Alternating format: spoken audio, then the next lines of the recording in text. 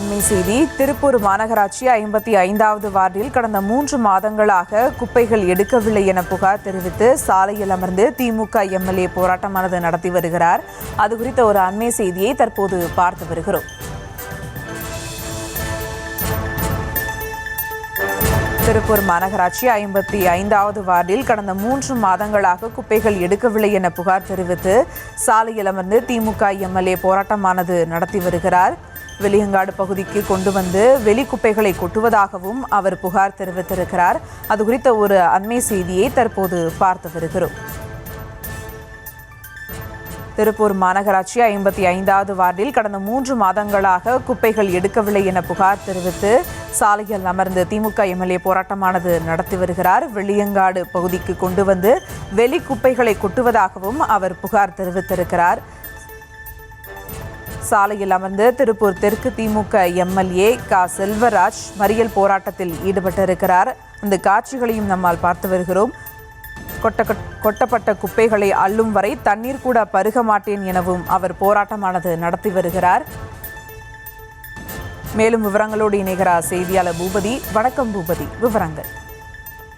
வணக்கம். திருப்பூர் மாநகராட்சியை பொறுத்தவரை மொத்தம் 60 வார்டுகள் உள்ளன. இந்த 60 வார்டுகளில் 15 வார்டுகளுக்கு ஒரு மண்டலம் என 4 மண்டலங்களாக திருப்பூர் மாநகராட்சி செயல்பட்டு வருகிறது.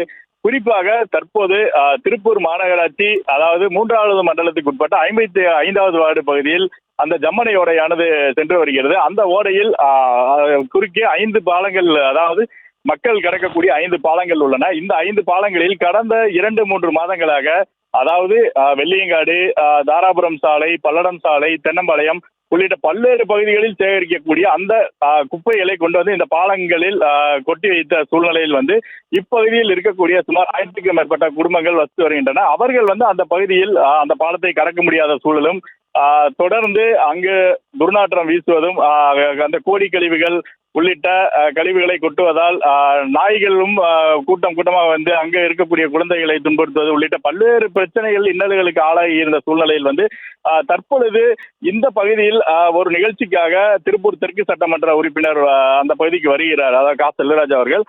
இந்த சூழ்நிலையில் அப்பகுதி மக்கள் தொடர்ந்து இந்த குப்பையை அகற்றுவதற்கு யாருமே எந்த ஒரு முன்னே எடுக்க மாட்டீங்க அப்படின்ற மாதிரி அவர்கிட்ட இது பண்ண சூழ்நிலையில் உடனடியாக தெற்கு தொகுதி சட்டமன்ற உறுப்பினர், அதாவது திமுகவை சேர்ந்த சட்டமன்ற உறுப்பினர், அவர் அந்த பகுதியில், அதாவது குப்பை கொட்டப்பட்டு இருக்கக்கூடிய அந்த வெள்ளியங்காடு பகுதியில் அந்த குப்பை கரையிலேயே நாற்காலியை போட்டு அமர்ந்து தொடர்ந்து இந்த குப்பையை அள்ளும் வரை 10 தண்ணீர் கூட குடிக்க மாட்டேன் உண்ணாவிரதத்தை தொடங்கியுள்ளார். இந்த சூழ்நிலையில் உடனடியாக மாநகராட்சியை சேர்ந்த அதிகாரிகள், அதாவது உதவி ஆணையர் தலைமையில் வரப்பட்ட அதிகாரிகள் 3 லாரிகள் உடனடியாக வரவழைக்கப்பட்டு அந்த குப்பையை அள்ளும் பணியில் ஈடுபட்டு வருகின்றனர்.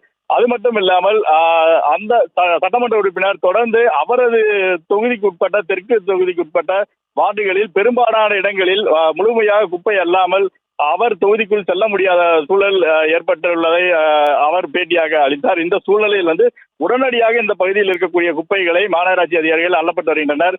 திருப்பூர் மாநகராட்சியை பொறுத்தவரை கடந்த சில மாதங்களாக தொடர்ந்து இந்த குப்பை பிரச்சனையானது ஒரு தனி பெரும் பிரச்சனையாக காணப்பட்டு வருகிறது.